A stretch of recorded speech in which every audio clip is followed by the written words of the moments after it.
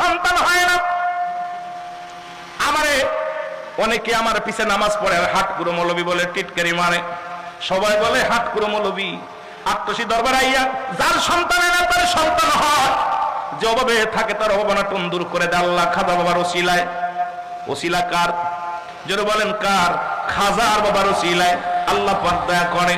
কিন্তু হুজুরের ইমাম এ আবার কেমন পীর গো, এ কেমন মুজাদ্দিদ, কেমন মুর্শিদ, যার ইমাম সাহেবই হাত করে যার কোনো সন্তান নাই। হুজুর কি চোখি দেখে না এর নাকি ছেলে হয় না, ওর মেয়ে হয় না, যত কদের চাকরি হয় না হুজুরের কদমে নালিশ দিলে হয়ে যায়।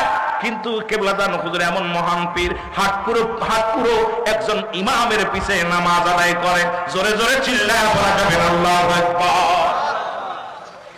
আমার বাবারা কয়েকজন ওলামা একরাম, অনেকগুলো ওলামা একরাম একত্রিত হইয়া লক্ষ্মীপুরীকে ধরে নিয়ে গেলেন দালের কদমে। হুজুর দেখে মিসকি একটা হাসি দিয়ে বলেন, ওলামা একরাম আপনারা কেন আসলেন? কেবলাদান হুজুর মৃদু হাসতেন, এত মিষ্টি একটা হাসি দিতেন। হাসি দিয়ে বললেন, বাবারা ওলামা একরাম আপনারা কিসের জন্য আসছেন, কোনো খবর আসেনি বাবা? ওলামা একরাম বলে, হুজুর আপনার কাছে একটা নালিশ নিয়ে আসছি। হুজুর বলে, কি নালিশ নিয়ে আসছেন বাবা? বলে, বাবা গো যাদের সন্তান হয় না আপনার কাছে নালিশ দিলে আল্লাহ তাদের সন্তান দেয়। বাবা গো যারা অভাবে থাকে অভাবনাটনের জন্য নালিশ দিলে আপনার কাছে আল্লাহ দয়া করে। কত মানুষ বিপদ থেকে উদ্ধার পাইল আপনার পেশ ইমাম, যার পিছে আপনি নামাজ আদায় করেন, সালাত আদায় করেন।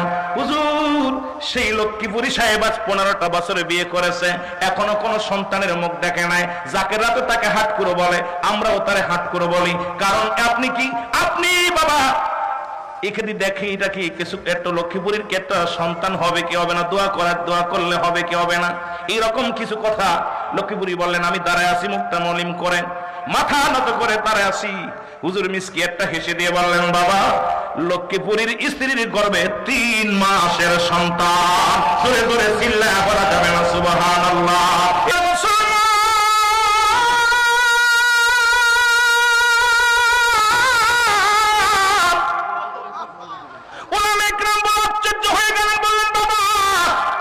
লক্ষ্মীপুরের বিবির গর্ভে 3 মাসের ছেলে সন্তান। ধরে বলা যাবে না? লক্ষ্মীপুরি চিন্তা করে ঘটনাটা কি শুনাইলো, কি শুনাইলো। এবার লক্ষ্মীপুরি বাড়ি গেলেন। বাড়ি যা ঠিকই খবর শুনতে পাইলেন আল্লাহ রাব্বুল আলামিন তার গর্ভে 3 মাসের সন্তান। এরপরে সেই সন্তান দুনিয়ার মধ্যে আসলেন, নাম রাখলেন রাকিব। নাম কি? জোরে বলেন, নাম কি? রাকিবুল ইসলাম না, যিনি বিশ্ব জাকির মঞ্জিরে লেখাপড়া করে শেষ করেছে মুসলমান। তারপরে আর একটা কন্যা সন্তান আল্লাহ তাআলা দান করেছে, এখনো লক্ষ্মীপুরী দুনিয়ার মধ্যে জিন্দা আছে। আল্লাহ রাব্বুল আলামিনের ও মুসলমান এমন একজন প্রেমিক লক্ষ্মীপুরী হুজুর, যিনি মানুষের সঙ্গে দাম্ভিরতার সাথে কথা বলে না, বিনয়ের সাথে কথা বলে, অকার্য কোনো কথা বলে না, নীরবতা থাকে, এমন মুসলমান এই সবসময় আমলের মধ্যে থাকে। কেবলাদান হুজুর এমন একজন ইমাম নিযুক্ত করে গেলেন, যিনি অপ্রয়োজনীয় কথাবার্তা বলেন না, দরকার ছাড়া কোনো কথা বলতে চান না, নীরবতা পালন করে, ঝামেলা পছন্দ করেন না।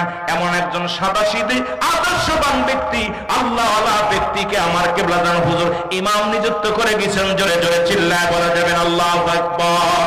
আর একটু জোরে বলেন আল্লাহু আকবার। এটা জ্বলন্ত প্রমাণ আমি দিয়ে গেলাম।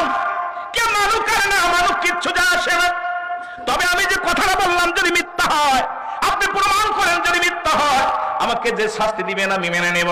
কারণ আপন পীরের দরবারে গোলামি করে কেউ বিফলে যায় নাই। গোলামি করলে আপন পীরের দরবারে খেদমত করে কেউ বিফলে যায় নাই। কারণ আপন পীরের দরবারে চাইতে দেরি আল্লাহ রাব্বুল আলামিন ওই পীরের ওসিলায় আল্লাহ দয়া করে। জোরে বলেন ঠিক কিনা?